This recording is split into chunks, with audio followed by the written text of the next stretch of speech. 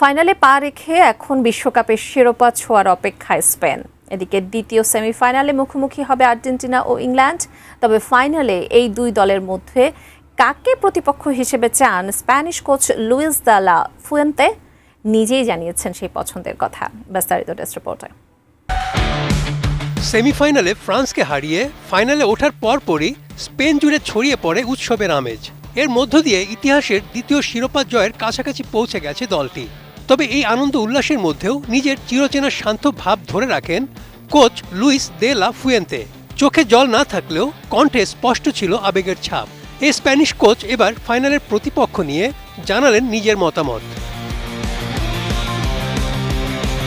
15 July TYC স্পোর্টসের প্রতিবেদনে বলা হয়েছে, সেমিফাইনালে জয় পাওয়ার পর সংবাদ সম্মেলনে দে লা ফুয়েন্তে বলেন, স্কালোনির সঙ্গে তার বন্ধুত্বের কারণে তিনি ফাইনালে আর্জেন্টিনার বিপক্ষে খেলতে চান। তবে ইংল্যান্ডও সমান কঠিন প্রতিপক্ষ। দুই সেমিফাইনালই আসলে ফাইনালের আগে ফাইনালের মতো। তিনি আরও বলেন, ফিফা র্যাঙ্কিংয়ের শীর্ষ 4টি দল এবার প্রথমবারের মতো বিশ্বকাপের সেমিফাইনালে উঠেছে। এটা বিশ্বকাপের ইতিহাসে বিরল। বিষয়টি এটাই প্রমাণ করে এই টুর্নামেন্টের মান কত উঁচুতে। তাই যে দলই ফাইনালে আসুক, ম্যাচটি হবে অত্যন্ত কঠিন। বসুন্ধরা টিস্যু, অশুদ্ধতার বিরুদ্ধে এক বিন্দুও ছাড় নয়। লা ফুয়েন্তে বলেন, ইংল্যান্ডের যে ফুটবল সামর্থ্য আছে সেটা তিনি অনেক শ্রদ্ধা করেন।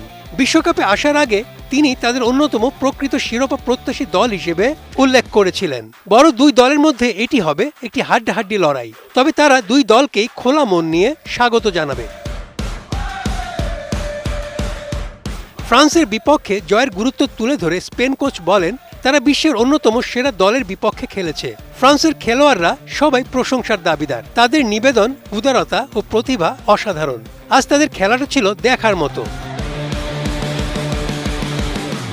পাশাপাশি স্প্যানিশ ফুটবলের প্রশংসাও করেন তিনি। তিনি বলেন, তার কাছে স্প্যানিশ ফুটবলাররাই বিশ্বের সেরা ফুটবলার। কারণ আক্রমণ ও রক্ষণ দুই ক্ষেত্রেই কিভাবে নিজেদের সামলাতে হয় তা তারা ভালোভাবেই জানে। এটা স্প্যানিশ ফুটবলের বড় একটি অর্জন। এই অর্জন কোচদের, দলগুলোর এবং ক্লাবগুলোরও। তাদের যা আছে তার মূল্য সবাইকে বুঝতে হবে।